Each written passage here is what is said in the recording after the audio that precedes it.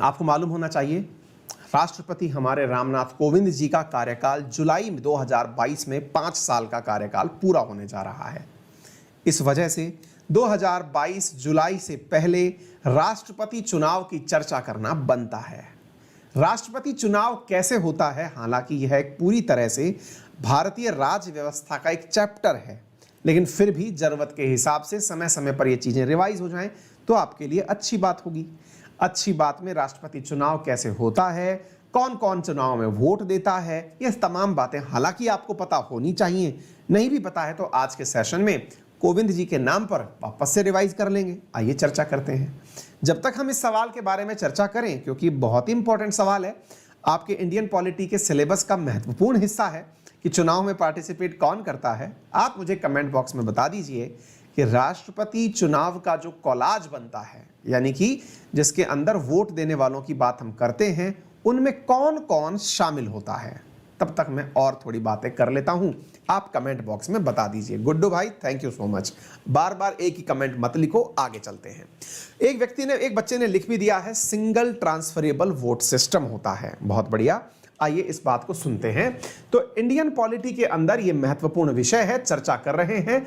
भारत के राष्ट्रपति का कार्यकाल अब जुलाई 2022 में खत्म होने जा रहा है और इस समय चर्चा चल रही है कि इलेक्शन ऑफ प्रेसिडेंट कैसे होता है, चर्चा उसके बारे में भी होनी चाहिए। आपको मालूम होना चाहिए कि भारत के वर्तमान जो राष्ट्रपति हैं श्री रामनाथ कोविंद, इनके कार्यकाल की समाप्ति के बाद वोट्स के अंदर पार्टिसिपेट करने वाले जो लोग होंगे उसमें भारत के एमपी और एमएलए शामिल होंगे। कमेंट बॉक्स में लिखना भी शुरू हो गए हैं बच्चे, एमपी और एमएलए। एमपी और एमएलए में अब सवाल बड़ा बनता है, कौन से एमपी और कौन से एमएलए। डिस्कस करें। एमपी राज्यसभा लोकसभा दोनों जगह होते हैं, एमएलए यूनियन टेरिटरी की विधानसभा और राज्य की विधानसभा दोनों जगह होते हैं। तो बताइए कौन से तो एमएलए पार्टिसिपेट करते हैं और कौन से एमपी पार्टिसिपेट करते हैं, बड़ा सवाल है।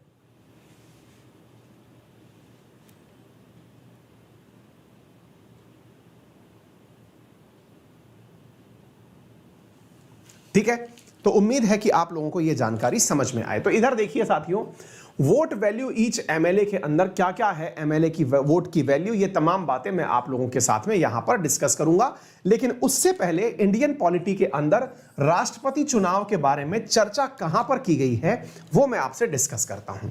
भारत के संविधान में आर्टिकल नंबर 52 के अंदर यह बात मेंशन है कि there shall always be a president of India. इसका अर्थ क्या होता है? इसका अर्थ होता है कि भारत में जो राष्ट्रपति का पद है यह एक संवैधानिक पद है। दोबारा से सुनिएगा, ध्यान से समझने का प्रयास करिएगा। जब यह शब्द यूज किया जाए, there shall always be a president of India, यह संविधान के भाग मतलब आर्टिकल 52 में लिखा है। इसका मतलब हुआ कि जब संविधान में लिखा है तो यह एक संवैधानिक पद हुआ। बिल्कुल आपसे उसी तरह से यह पद डिस्कस किया जा रहा है जैसे भारत में सीएजी का पद डिस्कस किया जाता है। भारत के अंदर मानवाधिकार आयोग का अध्यक्ष भी होता है। आपसे पूछा जाए कि वो संवैधानिक पद है या नहीं, तो आंसर है जी नहीं। आपसे पूछा जाए कि भारत के अंदर नीति आयोग बनाया गया है, नीति आयोग संवैधानिक है या नहीं, आंसर है जी नहीं। संविधान में जिनके बारे में चर्चा लिखी गई है वही केवल संवैधानिक है। ठीक है ना? तो यहां पर संवैधानिक के बारे में मैंने आपको जानकारी दे दी। भारत के अंदर जितने भी पद चुन करके बन के आते हैं उनमें सबसे ऊंचे पद पर बैठता है कौन? राष्ट्रपति। यही कारण है कि भारत एक रिपब्लिक कंट्री कहलाता है। रिपब्लिक का अर्थ हुआ कि भारत के सर्वोच्च पद पर, यानी भारत का प्रथम नागरिक जो राष्ट्रपति है, चूंकि वो निर्वाचित होकर आता है, इसी वजह से भारत को रिपब्लिक नेशन के रूप में जाना जाता है। यानी हमारे पद के टॉप मोस्ट पर कोई राजा नहीं बैठा हुआ है, हमारे यहां पर राजशाही नहीं है, मोनार्की नहीं है, हमारे यहां पर चुना हुआ नेता बैठता है। ठीक है ना? तो यह चीज आप लोगों को यहां पर पता होनी चाहिए। भारत के संविधान में the president and vice presidential election act 1952 है, जिसके माध्यम से सारे चुनाव कराए जाते हैं। ठीक है? भारत के अंदर प्रेसिडेंट और वाइस प्रेसिडेंट के चुनावों के लिए नियम भी हैं जो 1974 के अंदर बनाए गए थे, जिनके आधार पर यह डिसाइड किया जाता है कि इलेक्शन के अंदर किस प्रकार की कार्रवाइयां या कैसे कैसे इलेक्शन को करवाया जाएगा। भारत के अंदर जब राष्ट्रपति के चुनाव होते हैं तो ये इलेक्शन कमीशन ऑफ इंडिया के द्वारा कराए जाते हैं। कई बार दिमाग में कंफ्यूजन आता है। किस बात का कंफ्यूजन आता है?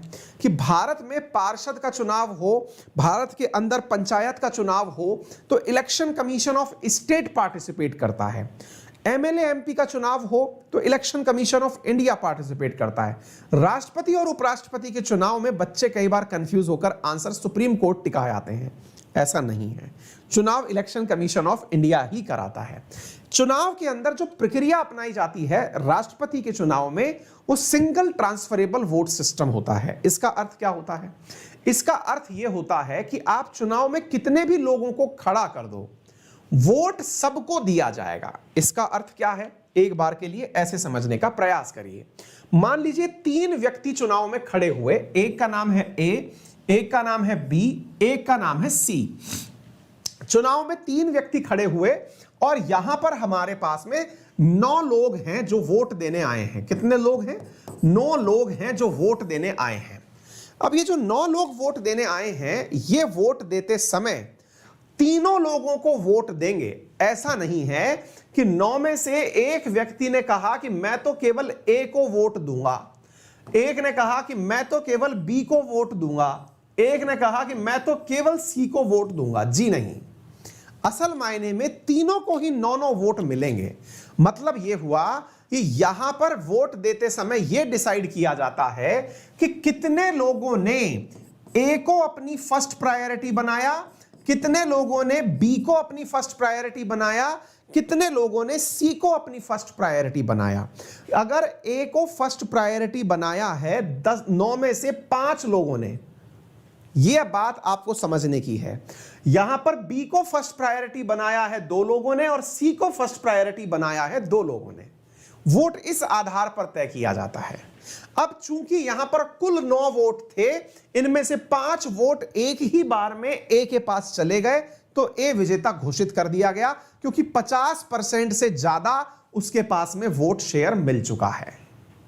एक परिस्थिति अगर ऐसी हो जाए कि 4, 3 और 2 का वोट सिस्टम बन करके आ जाए, यानी कि हम इसको इस प्रकार से पढ़ें कि ए को 4 लोगों ने वोट दिया, बी को 3 लोगों ने वोट दिया और यहां पर 2 लोगों ने वोट दिया। अगर ऐसी परिस्थिति बनकर आ जाए तो ए, बी, सी में कोई भी विनर नहीं है। कोई भी विनर नहीं है, क्योंकि वोट के अंदर यहां जो नियम काउंट में लिया जाता है वो 50% प्लस 1 का नियम काम में लिया जाता है। अर्थात जीतने वाले के पास में 9 में से 50% हुआ 4.5 और प्लस 1 बराबर 5.5 वोट होने चाहिए, तब जाकर के इस चीज को कंसीडर किया जाता है।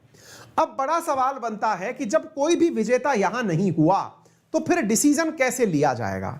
तो जो सबसे कम वोट जिसे प्राप्त हुए हैं, किसको प्राप्त हुए हैं? सी को सबसे कम वोट प्राप्त हुए हैं। कितने वोट हैं? 2 वोट प्राप्त हैं। इसका मतलब पता है क्या है? सी को फर्स्ट प्रायोरिटी 2 ही लोगों ने दी है, अर्थात बाकी बचे जो लोग हैं उन्होंने सेकंड प्रायोरिटी, यानी कितने लोगों ने सी को सेकंड प्रायोरिटी दी, या फिर इसको ऐसे समझिए, जिन्होंने सी को फर्स्ट प्रायोरिटी दी है वो 2 हैं। इन लोगों ने अपने हिसाब से फर्स्ट प्रायोरिटी पर ए को कितने लोगों ने रखा और बी को कितने लोगों ने रखा। मतलब इस प्रायोरिटी को अगर आप हटा दें तो जिस व्यक्ति ने सी को प्राथमिकता दी है उसकी प्राथमिकता क्रम में बी टॉप पर है या ए टॉप पर है। अगर यहां पर ए टॉप पर है, यानी फर्स्ट प्रायोरिटी पर तो सी था, सेकंड प्रायोरिटी पर ए था, थर्ड प्रायोरिटी पर बी था, तो यहां से जो ए के वोट हैं वो ए की कैटेगरी में चले जाएंगे और इस सी के वोट को रद्द कर दिया जाएगा। यह है सिंगल ट्रांसफरेबल वोट सिस्टम। यानी अल्टीमेटली यदि कोई विजेता नहीं होता तो सबसे कम अंक प्राप्त करने वाले के नंबर खत्म कर दिए जाते हैं, उसके जो मार्क्स हैं उसको 0 करके बचे हुए ए और बी के हिस्से के जो वोट हैं उनको डिस्ट्रीब्यूट कर दिया जाता है। ठीक है, पहली चीज। दूसरी चीज अब यहां पर बनती है कि वोट सिस्टम के अंदर जब हम वोट की बात करते हैं तो यहां पर वोट में पार्टिसिपेट कौन कौन करता है। बहुत सारी इंपॉर्टेंट चीजें हैं जो आपको यहां पता होनी चाहिए। वोट में पार्टिसिपेट करता है लोकसभा, राज्यसभा के निर्वाचित MP, member of parliament, number 1, और दूसरा यूनियन टेरिटरी और स्टेट, इनके निर्वाचित MLA, member of legislative assembly, इन 4 लोगों से मिलकर के बनता है राष्ट्रपति का कॉलेज। यानी कि चुनाव के अंदर वोट देने वालों की संख्या कहां से निर्धारित होती है? तो इन लोगों से, member of Rajya Sabha, member of Lok Sabha, member of Vidhan Sabha और मेंबर ऑफ इस यूनियन टेरिटरी की जो एमपी एमएलए हैं उनकी संख्या से। ठीक है ना। एक बड़ा सवाल यहां पर और बनता है, और वो सवाल क्या है? यहां पर एक बड़ा सवाल यह बनता है कि सर यहां पर वोट की पावर काउंट कैसे की जाती है। एक बहुत ही इंटरेस्टिंग टेबल है, आप चाहें तो इसका स्क्रीनशॉट ले सकते हैं, या फिर जो मैंने यहां पर कंटेंट शेयर किया है ये क्लास पूरी होने के बाद मेरे टेलीग्राम चैनल अंकित अवस्थी सर पर डल जाएगा, आप वहां से भी इसे पढ़ लें। ये काफी ज्यादा इंपॉर्टेंट है। और वो क्या है? Value of each MP vote, her MP के वोट की वैल्यू कितनी है, यह बहुत बड़ा इंपॉर्टेंट टास्क है जो आपको पता होना चाहिए। अब आप पूछेंगे सर हमको याद रखना है क्या कि एक एमपी के वोट की वैल्यू क्या है? याद रख सकते हो तो रख लो, नहीं रख सकते हो तो मैं तरीका बताता हूं कि यह निकाला कैसे गया है। ऐसे ही एमएलए के वोट की वैल्यू काउंट की जाती है, और भारत में जो राष्ट्रपति चुनाव में लोग शामिल होते हैं उनके वोट की कुल वैल्यू है 10,98,903। ये रुपए में वैल्यू नहीं है, ये वैल्यू नंबर्स में है। इसको नापा कैसे जाता है मैं अब आपको थोड़ा सा वो बताने का प्रयास करता हूं। देखिए साथियों, होता क्या है कि भारत की पार्लियामेंट के अंदर जो कुल मिलाकर के एमएलए की जो संख्या है, एमएलए बोले तो भारत की पार्लियामेंट के अंदर, माफी चाहेंगे, जो एमपी की जो संख्या है लोकसभा और राज्यसभा के एमपी मिलाकर के वो 776 है, 776 है। 776 जो लोकसभा के मेंबर्स की संख्या है, वो लोकसभा 1971 के जब इलेक्शंस हुए, वो माफी चाहेंगे जो सेंसस हुआ था, जनगणना हुई थी 1971 की, उस समय पर भारत की जो जनसंख्या थी, उस समय 1971 के जब सेंसस यानी कि जनगणना हुई थी, उस समय देश की जो जनसंख्या थी, उस समय जो आंकड़ा है वो है लगभग 56 करोड़ का। कितने का है? 56 करोड़ का आंकड़ा है भाई, गिन लेना है। हाँ, 56 करोड़ उस समय पर देश की कुल आबादी हुआ करती थी 1971 में। देख लेना 55 या 56 करोड़ का आंकड़ा है, एग्जैक्ट फिगर तो मुझे ध्यान नहीं है। अब इस फिगर में भारत के पास में कुल 776 एमपी, उस समय की जनसंख्या में 776 एमपी मल्टीप्लाइड बाय 1000, इसके आधार पर जो वैल्यू निकल के आती है वो एक एमपी के वोट की वैल्यू होती है। एक बार करके देख लो कितना आ रहा है। यहां से ये 3 जीरो उड़ा दोगे, इसके बाद में ये वैल्यू निकाल लो, ये लगभग इतनी ही निकल के आएगी। एक बार कैलकुलेट कर लेना लमसम, क्योंकि वोट की जो वैल्यू है ना, ये वाली जो संख्या है, इससे इस संख्या को निकाला जाता है। ठीक है ना। ऐसे ही भारत में जो कुल एमएलए की संख्या है, उसको संख्या को भाग दे करके देश की जनसंख्या में, उससे भी इसी प्रकार की वैल्यू निकाली जाती है। लेकिन असल में होता क्या है कि भारत के बहुत से राज्य ऐसे हैं जहां पर जनसंख्या के आधार पर एमएलए की जो संख्या है वो ऊपर नीचे है। जैसे भारत के अंदर जो यूपी है उसकी जनसंख्या के मुकाबले एमपी एमएलए की संख्या, सिक्किम में जनसंख्या के हिसाब से एमएलए की संख्या अलग ऊपर नीचे है, इसलिए राज्य वाइज वो वेट निकल करके आता है। ठीक है ना। तो एक बार के लिए ये सब चीजें कैलकुलेट करके देख लेना, यहां से आप इसकी संख्या को निकाल करके लाते हैं जो मैंने आपको बता दिया है। ठीक है ना। ये सब चीजें हैं। राष्ट्रपति के चुनाव में एक प्रश्न और पूछा जाता है, और वो प्रश्न होता है कि राष्ट्रपति के चुनाव में भारत और अमेरिका में क्या अंतर है। भारत के अंदर लिखा हुआ है सिटीजन ऑफ इंडिया होना चाहिए, अमेरिका के चुनाव में भी, अमेरिकी राष्ट्रपति चुनाव में भी यही लाइन लिखी हुई है कि सिटीजन ऑफ इंडिया होना चाहिए। फिर दोनों में अंतर क्या है? दोनों में अंतर यह है कि भारत में राष्ट्रपति के चुनाव में यह कहीं मेंशन नहीं है कि वो भारत का नागरिक पैदाइशी होना चाहिए, यानी कि भारत में जन्म लिया हुआ होना चाहिए, ऐसा नहीं लिखा है। क्यों भाई, ऐसी क्या जरूरत है सिटीजनशिप के लिए? सिटीजनशिप भारत में कई प्रकार से ली जा सकती है। भारत में आप प्रकृतिकरण की प्रक्रिया से भी सिटीजनशिप ले सकते हो, अर्थात आप कई सालों से भारत में रह रहे हैं तो भी आप नागरिकता के लिए आवेदन कर सकते हैं। यह भी संभव है कि आप किसी भारत के किसी और हिस्से में रहते हो और वहां से जो है आपको यहां पर लिया गया हो, तो यह भी आपको नागरिकता देने का आधार बनता है। कहने का अर्थ यह है कि भारत में जो सिटीजनशिप है ना, वो सिटीजनशिप प्राप्त करने के और भी तरीके हैं, लेकिन अमेरिका का राष्ट्रपति सिटीजन ऑफ यूएसए होना चाहिए बाय बर्थ।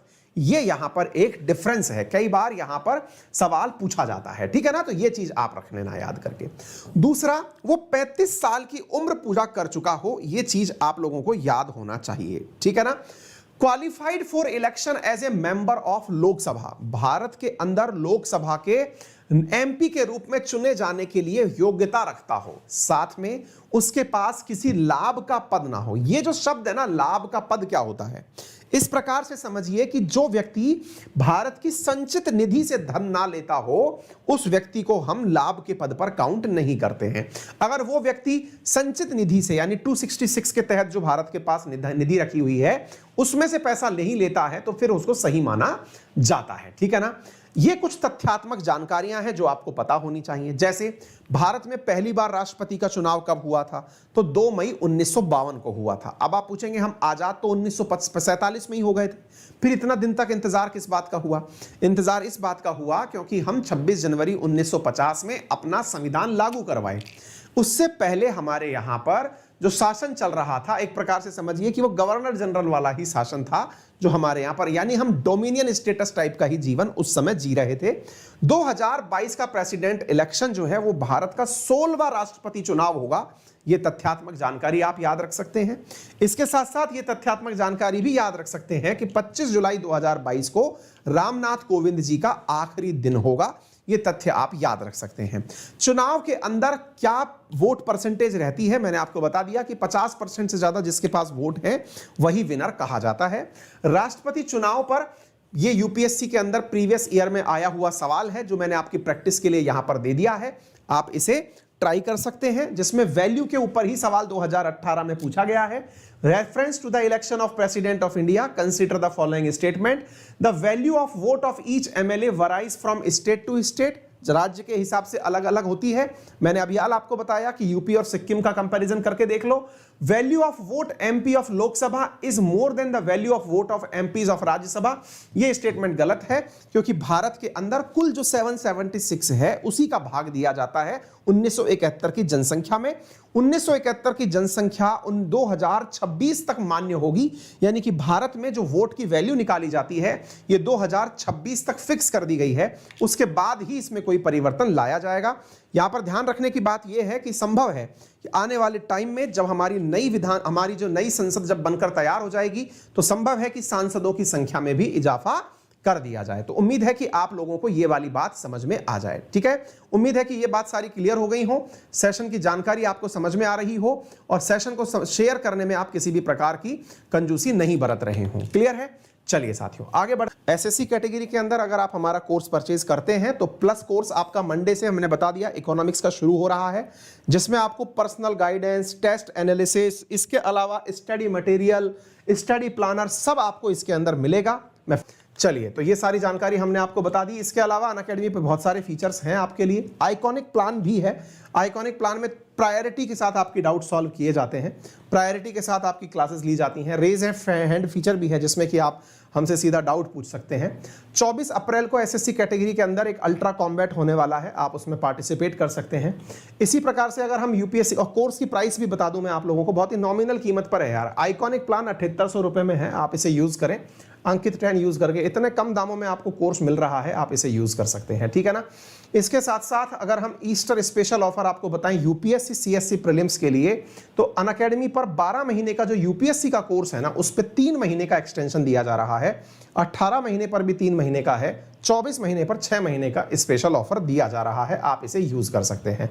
यूपीएससी कैटेगरी के अंदर अगर आप कोर्सेज परचेज करते हैं तो एक बेहतरीन चीज मैं आपको बताता हूं, टेस्ट सीरीज का एक प्रोडक्ट है, बहुत ही नॉमिनल दाम पर है, आप उसे ले सकते हैं। हमारा रेफरल कोड लगाने पर आपको निश्चित ही फायदा होगा। यूपीएससी का जो आइकॉनिक प्लान है, इसके अंदर आपको ओपन हाउस विद एडुकेटर भी मिलता है, जिसमें आप एडुकेटर के साथ 1-to-1 बातचीत कर पाते हैं। ये कोर्स आपको 67,000 में आइकॉनिक दिया जाता है, 46,000 में प्लस दिया जाता है। आप इसके अंदर अनअकैडमी के थ्रू लोन फैसिलिटी का भी लाभ ले सकते हैं यूपीएससी कैटेगरी के अंदर, जिसमें आपको 0% इंटरेस्ट रेट के साथ में प्लान दिया जाता है।